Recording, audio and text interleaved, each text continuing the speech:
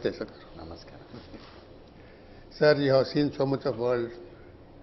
You have visited any number of countries, and you have spoken at the World Economic Forum and United Nations on peace and well-being and all. And your videos are available on YouTube. You have spoken on everything under the sun almost. I have no particular question to ask, but I will express my concerns as a senior citizen about India and about the world and about the human beings. The first concern is the government in India have been collecting taxes, but have been withdrawing from critical areas like education and health. And you have been addressing this problem in your own way by starting schools for rural children and taking our government schools and running them. But is it enough? The corporatization of school education as such, even higher education, is depriving poor people of good education. What is the solution for this?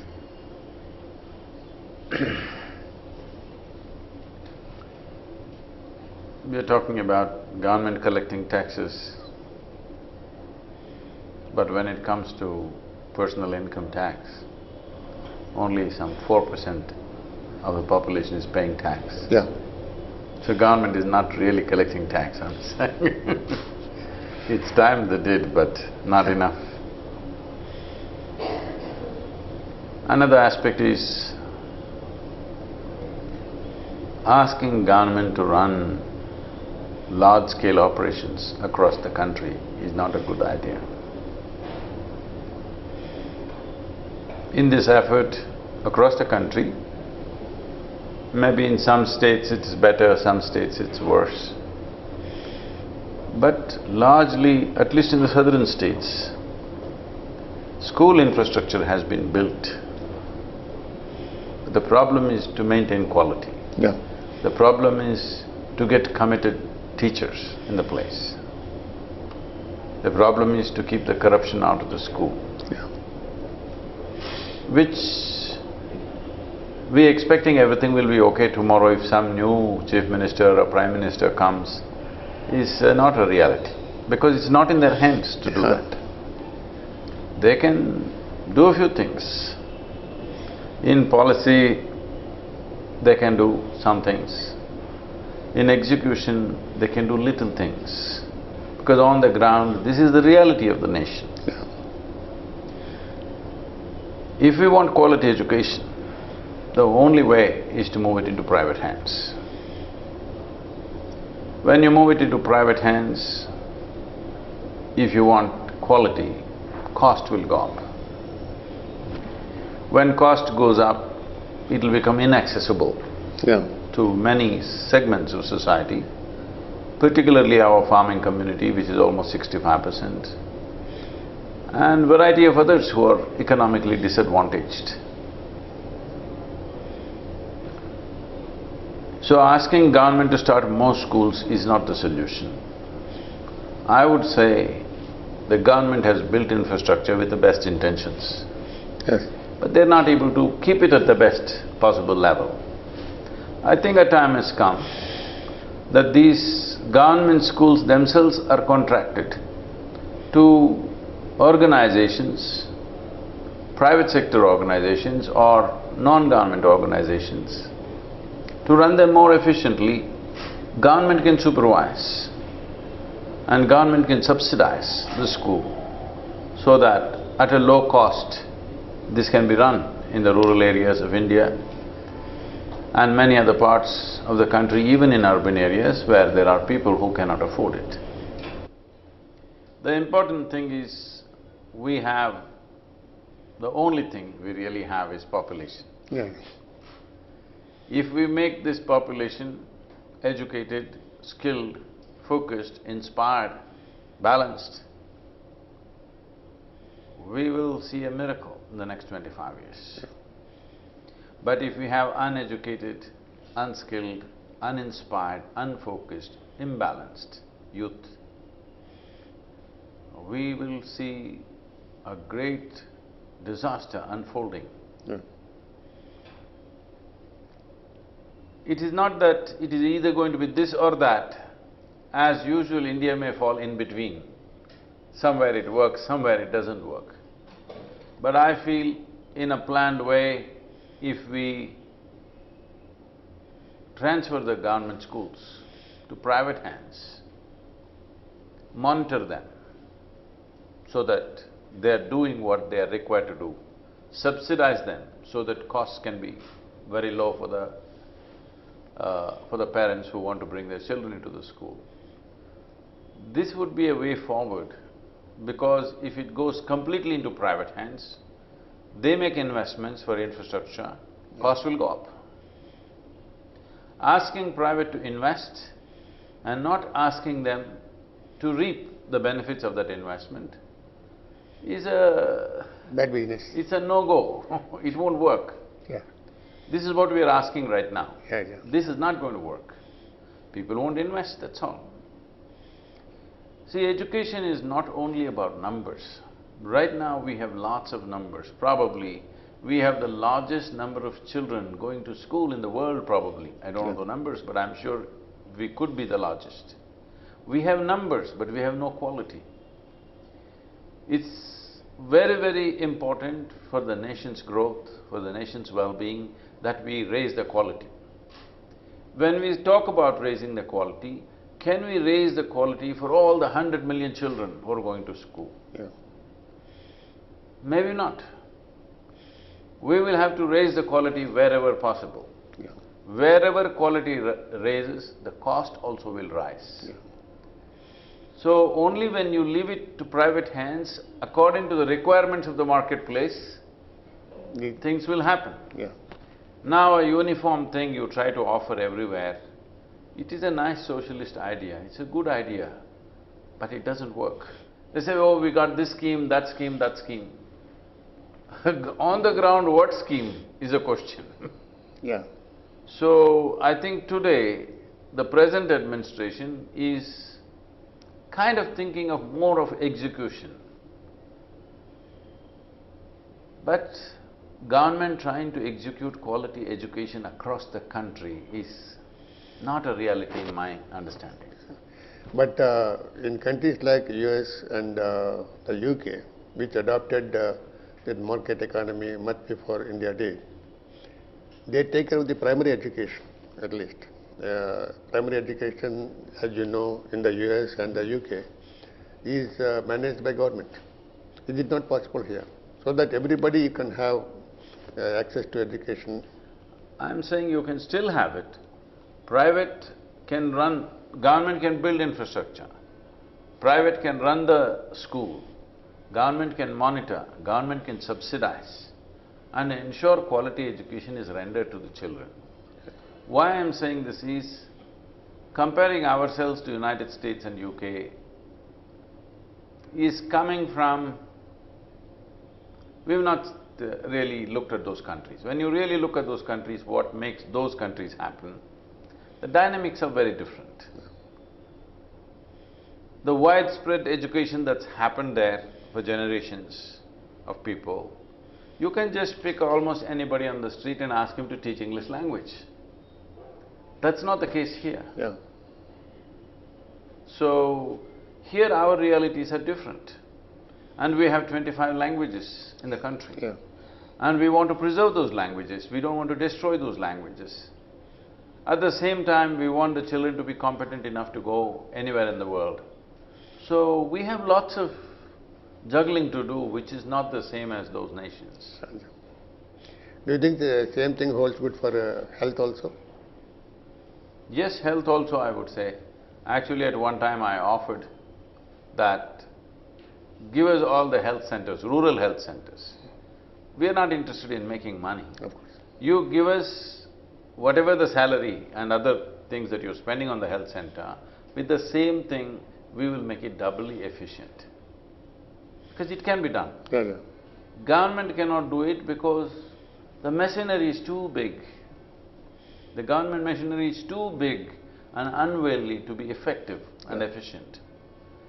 Let them take care of the administration, let them take care of the infrastructure, let them take care of defense and policy making. Rest of it people should run. Otherwise, there is no involvement. In India, one of the biggest problems is, for a long time, people have not shown involvement in the making of the nation. Yeah. Now there seems to be little more spirit about it. The younger generation is showing more spirit about it. Definitely healthcare also has to move into private hands. It is not that government has to completely give it up. They can minimize and focus on premium institutions. Say, right now if you say health, there is All India Institute of Medical Sciences.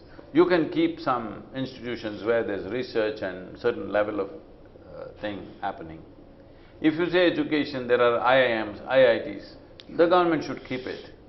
Similarly, if they want to keep some model schools, they have demonstration schools, Yeah. the central government has. A few central schools are running very well. They can selectively keep, but this policy, we should only do it, should go. The government should run this nation the way it works. If they are able to do it well, they must do it. Yeah. Where they are not able to do it well, they must hand it over. But right now, it's like a stuck policy. If they have to do it, only they will do it. Even if it's not working, they will do it. It should be public-private partnership like. Yes, but I'm saying the chief ministers and the prime ministers of our nation should take a call, looking at what's working, not working. It should be a dynamic call. Yeah. It's not like I've decided and this about it. It's like running a family. Yeah. If something is not working, you have to change. Adopt. And sir, since 1998, about more than 3 lakhs farmers had committed suicide in Vidarbha, Telangana, Karnataka, Tamil Nadu and all. Parliament or assemblies did not discuss this problem at length. They did not find any solution for this. They have left it to the farmers. Have you ever thought about it? Have you suggested any solution? Unfortunately, though majority of the population in the country is involved in farming, the farming conditions in India are really, centuries old, if you ask. Yeah. There is a wonderful amount of knowledge in the farmer because there are, we have the longest history of agriculture on the planet. Some of the studies say that we have over 12,000 years of history of agriculture, which is phenomenal. Yeah. If you look at an illiterate farmer, he may not know how to scientifically explain one thing from the other, but he knows how to make a crop. You got native intelligence.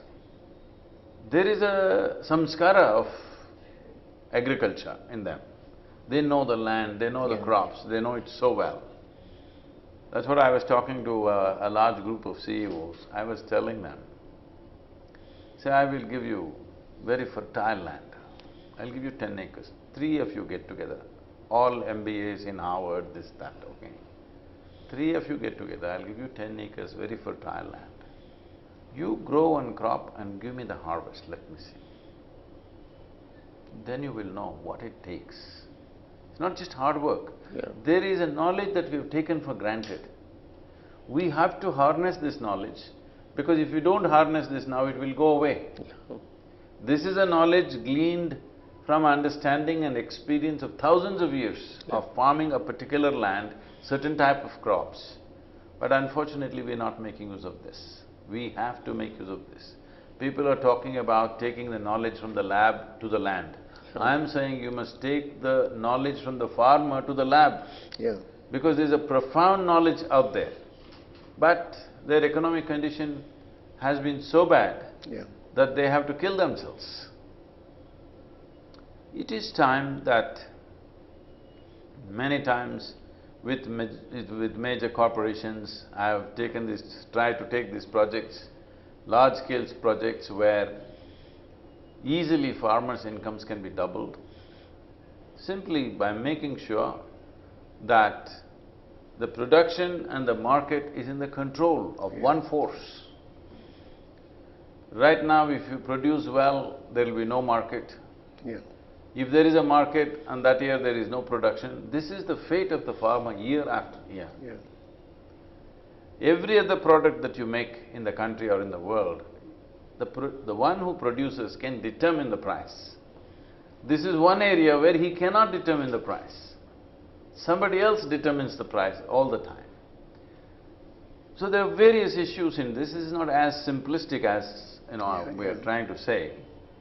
But it is truly unfortunate that those who have given us food and sustenance for this nation have to kill themselves. Their own children cannot eat what they grow, but somebody else eats that. It's a very painful situation. The only thing that they're looking at is to somehow send their children out of this farming business. They want them to get into something, educated jobs. See, one greatest thing about India is, with very rudimentary infrastructure for farming, we are still managing to produce food for 1.25 billion people. It's not a small thing. It is not a small thing, it is a tremendous achievement. And this is because of the farming community. If all of them move out of farming slowly and turn their land into real estate, as it's happening large scale all over the place, today there may be many poor people who are not nourished properly because they don't have the purchasing power, they don't have the money to buy. But there is food in the shop. The day when there is no food in the shop to buy, that is going to be a terrible situation. But by treating our farmers like this, we are driving the country in that direction. There are mega plans with some Japanese collaborations to turn the Gangetic belt into a huge agricultural belt. I think it's time to look at it that way, because the traditional farming, the land holdings have become so small, and on average 2.25 acres is what individual farmers are owning. When it was subsistence farming, it was all right. They would grow what is needed and they would eat. But today, we have gone into commercial farming, and there is no enough awareness that if you get cash, you must choose a variety of nourishment and eat. This is something that you can clearly see. My engagement with rural societies has been right from my youth. 25–30 years ago, if you went into a village, there was no drinking water, there was no electricity. Normally, it was quite normal for me at that time. A village means in the evening it'll be dark, a few lamps here and there. A phone means you'll have to go 15–20 kilometers. But today, there are bore wells, there are cell phones, there is electricity in almost everywhere. There are internet kiosks. But at that time, if you saw a village person, he was sturdy, strong. Today, if you look at them, they've just shrunk. 60% of India's rural population, their skeletal system is not growing to full size. This is a silent tragedy we are creating in the country, that we are producing a huge number of underdeveloped population, underdeveloped humanity. If one's body does not grow, neither will their brains grow. With a limited body and a limited brain, if you have millions of people, what are you going to do with them in future? We are talking about the human resource wealth that we have, but we must closely look at what kind of human beings are we creating, because the fundamental nourishment that is necessary for a child to grow into a healthy adult is not happening. Whichever country I travel,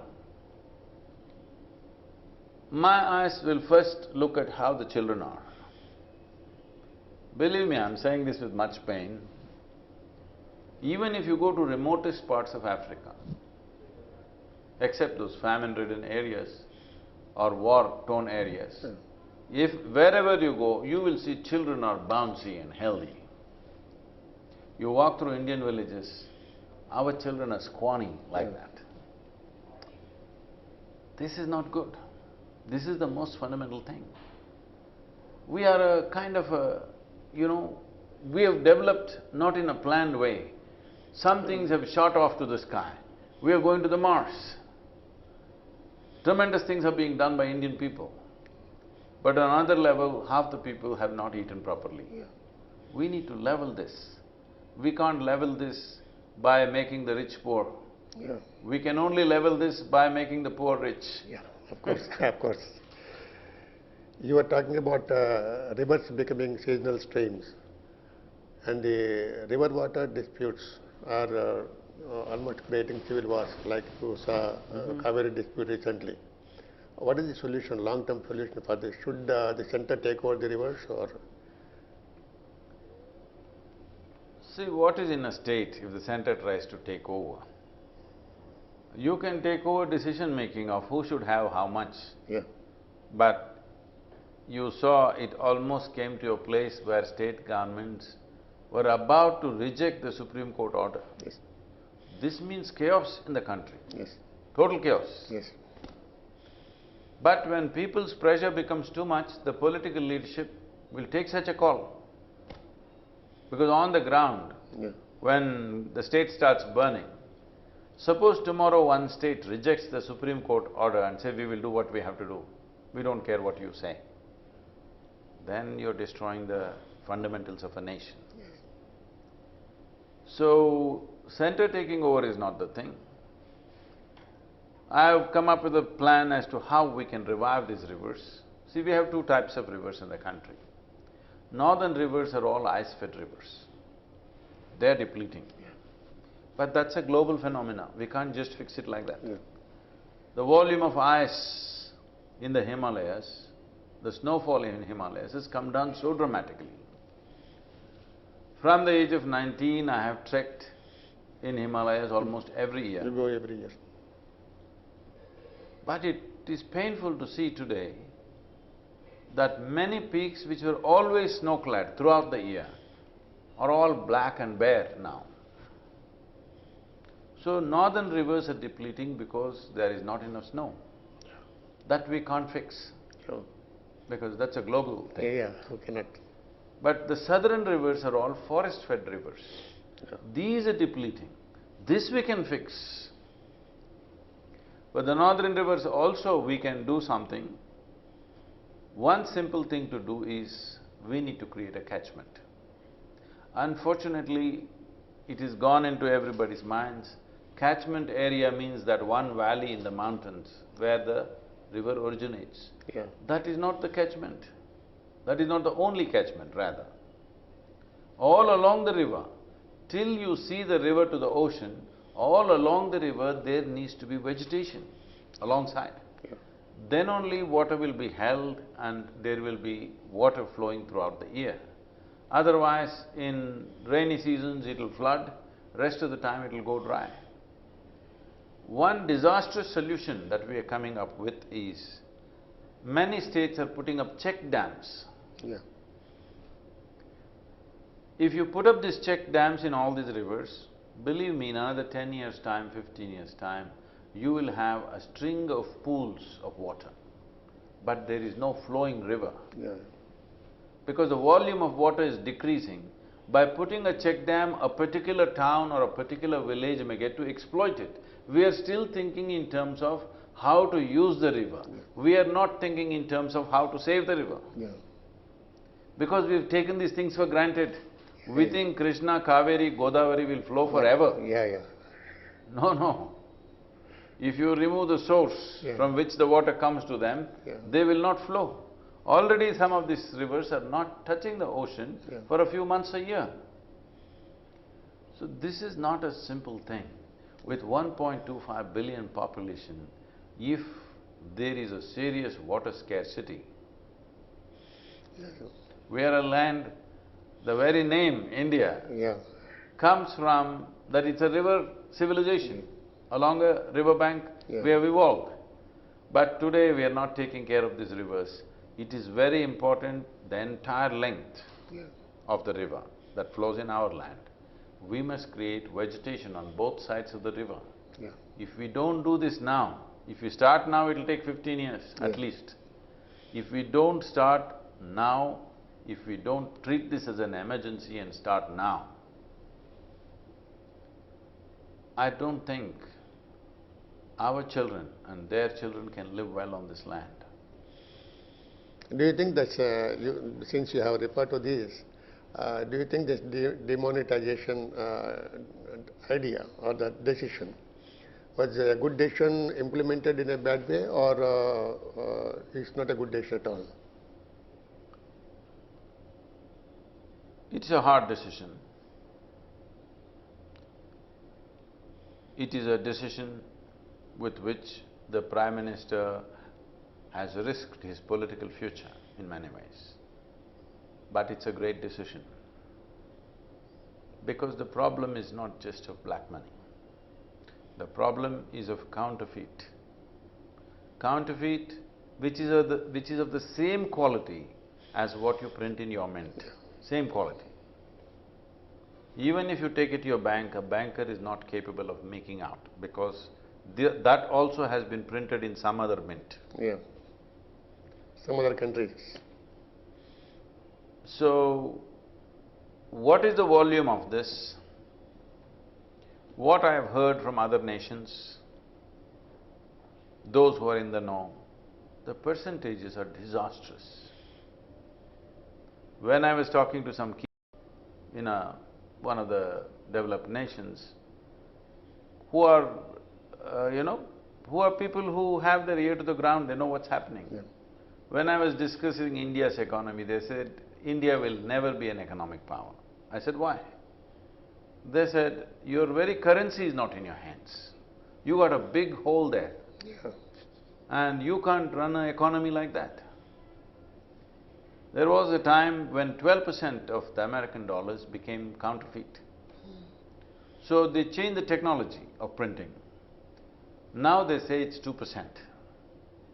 2% is kind of an accepted level Manageable. because other nations print each other's currency for various reasons. But in our case, the percentages that I have heard are scary. If we want to compete, if we want to succeed in the world as an economic power, our economic transactions must be above the ground. It's very, very important. Yeah. Otherwise, individual people may have money, but the nation will not progress. The difficulty is very minimal, which is being exaggerated. There is difficulty, there is pain. No change will happen without some pain. There is a lot of pain. But if you have a pocket full of money, there's no real problem. Only if you have a warehouse full of money, you got a problem and you must have a problem. We need not look at all these people who have done cash transactions as criminals, not necessary. I think the government should also come out with one hand should be hard, another hand should be soft. It is not necessary to turn 30–40% of the country's population into some kind of criminals. Yes. It's not necessary. But the important thing is, the transaction should largely move above the ground. In that direction, I think it's doing its job. Only two politicians have been opposing it and have been demanding rolling back. Mamata Banerjee and Arvind Kejriwal. Others are saying that it's a good decision, but there was not enough preparation. Do you agree with that? No, I won't agree with that. If you prepare too much, everybody would know. There would be no surprise. The pain is there. In India, tell me where there is no pain. You want to get into a train without pain, can you get in? You want to get onto your bus, can you get in without pain? You want to use a public toilet, can you do it without pain? Yeah, but I've been used to enduring pain. Yes. I'm not saying we must put people through pain. I'm saying, unfortunately, that's where we are. Rabindranath Tagore had his idea of India, Mahatma Gandhi had his own idea, Veer Savarkar had his idea, Nehru has his own idea of India, and Narendra Modi also has his own idea of India. What is your idea of India?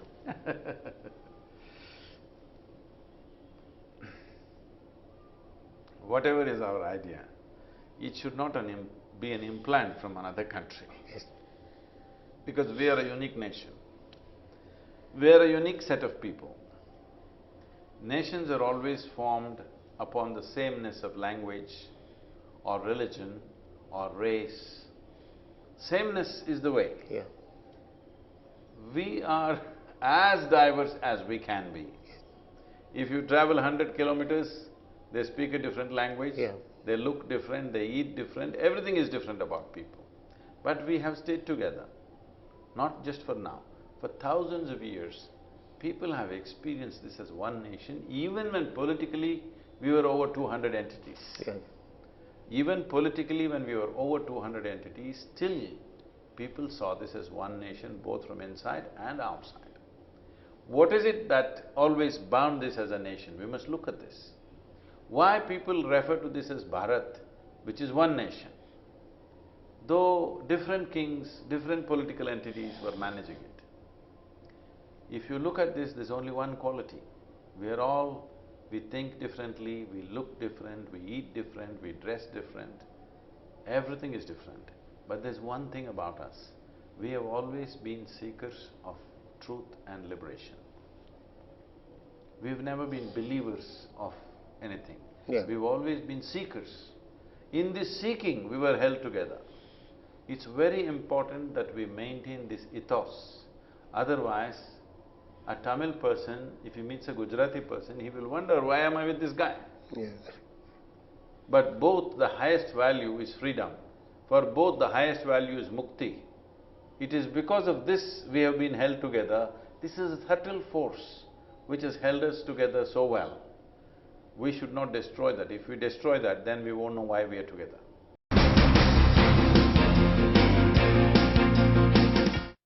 For a Sadhguru like you, you can think the way you like, you can live the way you like. But in a democracy where elections are fought every 5 years, when voters are of different communities, different caste groups, different regions, the politician has to think in terms of religion, caste and region. In India, we have seen different political parties, and obviously I think you are admiring the policies of Narendra Modi, as so many others are doing it. But have you ever felt that there is a danger of polarization in the country because of the way he speaks or the way he conducts himself? I must tell you that I've never supported any political group. I've never campaigned for anybody, I've never spoken for anybody. But if you do not respect the Prime Minister that people have elected, then there's something wrong with you. And as far as I can see, at the end of 5 years, if we don't like them, we can get rid of them. This is the beauty of democracy. And if democracy has to work as democracy, it is very important, the first aspect of the question, what you said, that every individual votes according to their intelligence and their understanding of what is good for them and what is good for the country. People keep asking me all the time, whenever the election, Sadhguru, whom should we vote? I said, you use your brains and vote. One thing is you must vote. Yeah. Who you vote, you decide. Because if I give a call and a few million people vote, then I'm destroying democracy. I will not do that. Yeah. Sir, I have seen your interview with Robert Kennedy's son in one of your interviews. Were you surprised by the result of the presidential election in the US recently? Not at Did all. you expect Trump to win? Last 3 months, I've been telling you, I've been in America at that period because we released a book and I was doing a book tour. Last 3 months, I've been one person who's been continuously saying he will win anyway. Nobody believed me because the media was saying something else. Yes, sir. Because the media made it in such a way that it is sort of kind of shameful to say I'm a Trump supporter, People will not raise their hand and say, I am this. Yeah. But when it comes to vote, they will vote whoever they want. Is Trump a great choice? I don't think so. But one thing is clear, this political expediency which had settled down in America for a long time is shaken from its roots. Yeah. I think it's very, very needed, very, very needed. And the other option, whatever they had, is not much of an option. Hillary. Not much of an option. It is time we get political leaders who will at least say what's on their mind. At least let's know what's on their mind. This way, I think Trump is a good choice. What he will do, we will see. I hope he'll do the best. I think awarding a Nobel Prize at the very beginning of the term is not a good idea. When it happened, I asked why somebody gets a Nobel Prize. So someone tried to explain that's because he has good intentions. Yes. Then I said my grandmother should get Nobel Prize because she always had good intentions. Well, she did nothing, but she had good intentions. Nobody gets a Nobel Prize for good intentions, okay? That's not the point. So is Trump going to do better or worse? We don't know. But at least he's a businessman. I think he will try to do business, not war. Yeah, yeah. He wants to do bad business. Yeah. He wants to give you a bad deal. That's his way of being smart. A bad deal is better than a war, in my opinion. Yes, certainly. Since Trump is going to lead the only superpower in the world, which has caused all these wars you were talking about in a way, what kind of role should India play vis-a-vis America in fighting world terrorism? If you ask me, it's very easy to fight world terrorism. If you take out 100 key people, it'll be over, largely. Largely it'll be over. Here and there, something will happen in the world always. Yeah. But an organized way of doing things will be over. Yeah. But people have invested in those people. They want them to thrive. They want them to work against one nation, but not against another nation. Yeah. That's all the thing is. I think with someone like Trump, who doesn't have any nuances of all this political and diplomatic stuff, I think he may just sweep it out, possibly. Okay. I think America has enough power to knock it out without India's help. I don't think they need India's help for that. You mean to say Trump is going to fight India's war? Not that he has to fight India's war. India should have no war with anybody. When we have a huge mass of population which needs to be fed and clothed and taken care of, we have no business to be fighting any war with anybody. But unfortunately, there are provocations that we can't ignore. Because there are people who are not interested in settling an issue, okay? Their investment is problem. Only with a problem they can thrive. They must be brought down a bit, which only American can do. If India attempts it, it'll go out of hand. Yeah. What kind of relationship you foresee between India and its neighbors, particularly Pakistan and China? How to overcome the animosity, hatred? I think we should do business with China. It's a major nation. They have no endemic enmity with us. I think a lot of things from our end in the past has not been handled with maturity, including the 1962 incident. If you can call it an incident where 60,000 people die. Yeah. It's a terrible Yeah. situation.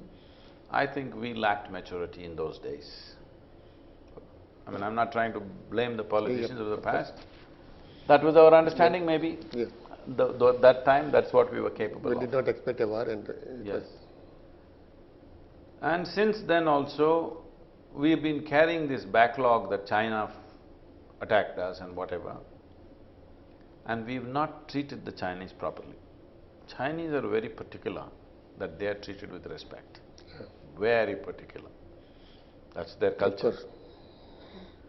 But I think we have not dealt with them the way we should deal with a power of that size and that capability.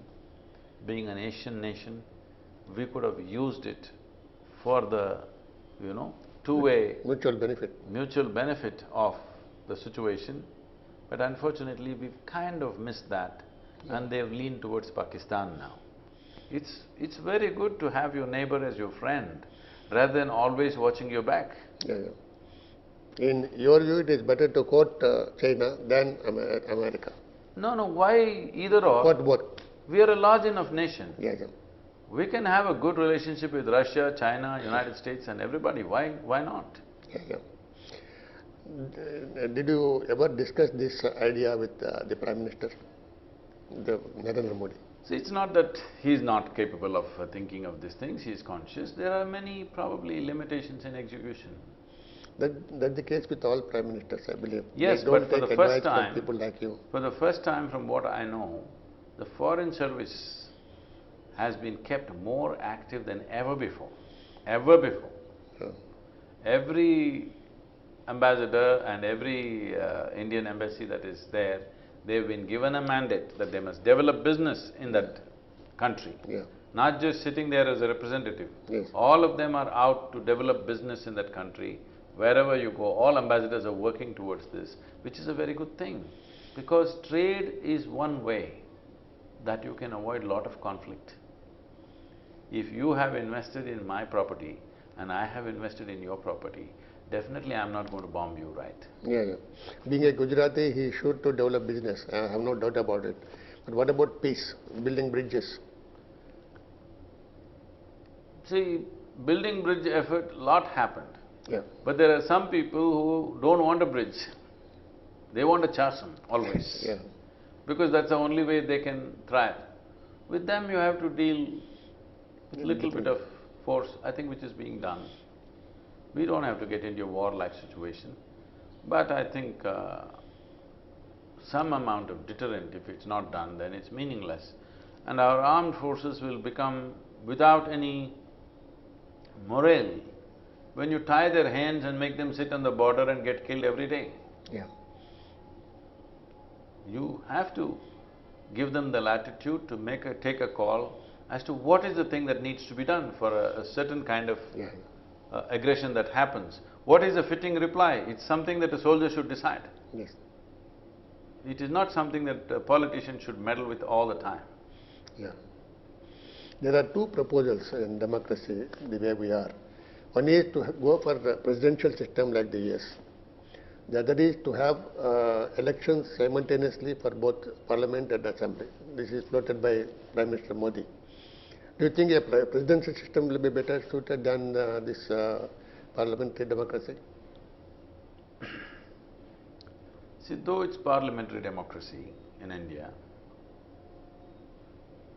it's been evolving, but particularly 2014 election almost became like presidential.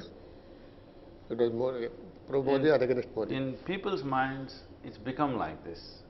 Not just in the country level, even at the state level, they're only asking, who is the chief minister? Which I feel is a fair question. Who are we really voting for? Now, you're the local MP, I vote for you. But when I tomorrow see a leader, he is somebody that I don't know. People are feeling little, disconnected with this entire process of parliamentary system. We don't have to destroy the parliamentary system, but the top leader could still be selected by the people. We can have a hybrid system. It need not be just this or that. What works for us is, local representatives are important for us on the ground. At the same time, people should know who is going to lead the country. If I vote for you, you are a local MP, who will be my Prime Minister? If I vote for you as a local MLA, who will be my Chief Minister? This must be very clear. I think it is very clear in many states, and also in the national elections it's becoming clear these days. but I don't see anything wrong in making it official. Yeah, yeah. What about having simultaneous elections for This both? is something I'm continuously talking about. Yeah. See, when politicians are in an election mode, they will say many things, some irresponsible statements will happen, all this will happen. A country can endure that for a small period of time, maybe 2 to 3 months, you can do all that. Yeah. Once that's over, government should get to work. Yeah. Now what is happening is, there is some state election happening almost every year. Almost 5 years. Because of this 24/7 news channels, even if there's an election happening in Nagaland, it feels like it's a local election Yeah, yeah. in people's minds. And everybody is busy, even the Prime Minister is campaigning for many of these elections, the Chief Ministers are campaigning, all ministers are campaigning. A campaign mode, election campaign mode and working mode are two different things. A clear space of at least 4 years of time, the leadership should have to do their work. Yeah. No election campaigns of any kind. It must all elections should be over at a certain time. Sir, you have seen so many countries, you go to US almost every year, you give interviews like to journalists like me, you must have spoken to hundreds of journalists. What do you think of media in India? You're getting me into trouble.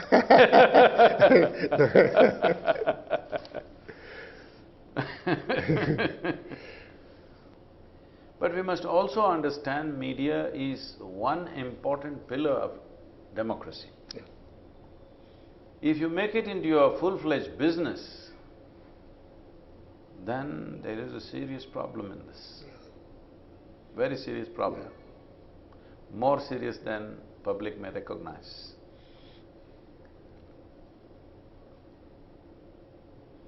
I don't know how we're going to fix this, because you can't suggest anything. Yeah, yeah. You say anything. Yeah.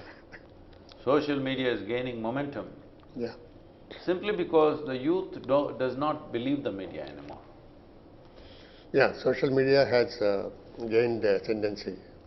So this is largely because the younger generation does not believe the traditional media.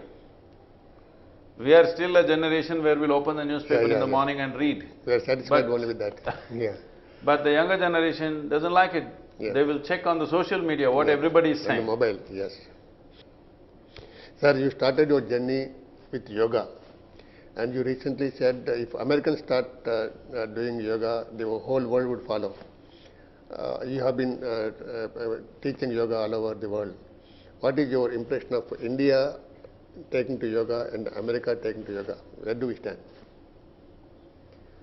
See, unfortunately, yoga means people think it's physical exercise. In United States, it's very much like that, which we are trying to change. Unfortunately, in India also it's becoming like that. Yoga means they think some exercise. And in this so-called secular debate, it has become necessary for people to say yoga is exercise. Yeah. Yoga is not exercise, it's a profound science of how to obliterate the boundaries of your individuality. Yoga means union. Yes.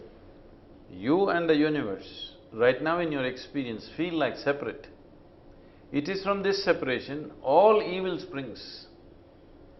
Whether somebody becomes a thief or a robber or a killer or a fanatic, simply because of the separation, what is me and what is you.